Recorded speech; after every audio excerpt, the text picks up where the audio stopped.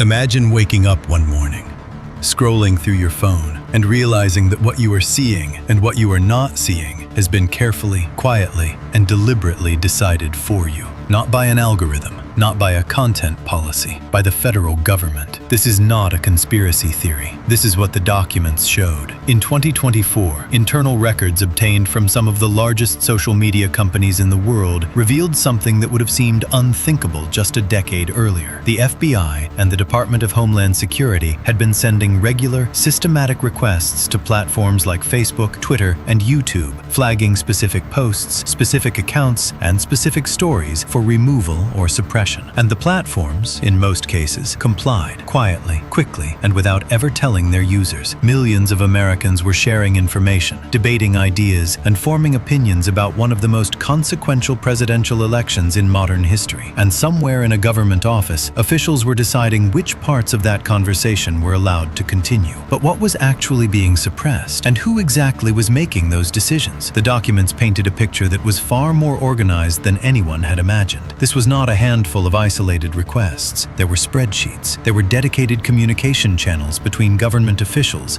and platform trust and safety teams. There were weekly meetings. There was a system, a quiet, invisible infrastructure built specifically to shape the information landscape of an entire nation during an election year. And the people inside those platforms knew exactly who they were talking to. What made this even more alarming was not just the scale of it. It was the categories of content being targeted. Yes, some of it involved genuine foreign disinformation campaigns, but buried deep inside those same suppression pipelines were domestic political stories, leaked government documents, commentary from journalists, and posts from ordinary American citizens, people who had no idea that a federal agency had placed a quiet flag on their words. Someone inside already knew the danger of letting the public see too much. The First Amendment of the United States Constitution is not a suggestion. It is the foundational promise of a free society, that the government cannot silence its citizens. But the architects of this system had found something the Constitution's framers never anticipated. They did not need to silence anyone directly. They simply needed to make a phone call, send an email,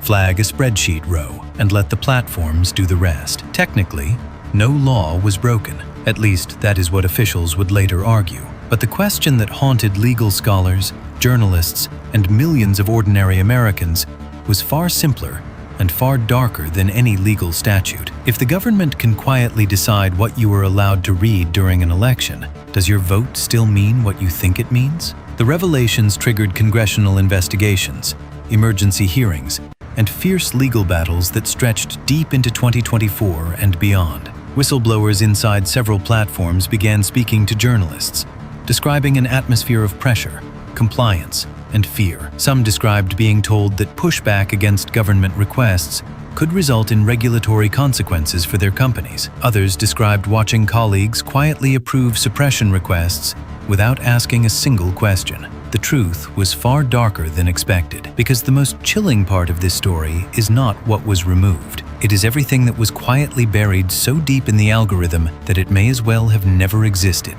Posts that lost their reach overnight, stories that never trended, voices that simply faded, not because no one was listening, but because someone had made sure no one would ever get the chance. In a democracy, the most dangerous form of censorship is the kind you never even realize is happening. And as millions of Americans cast their votes in 2024, scrolling through curated feeds and carefully managed timelines, the question that no government official has ever fully answered still hangs in the air like smoke after a fire. How much of what you believed was real, and how much of it was simply what they decided you were allowed to believe?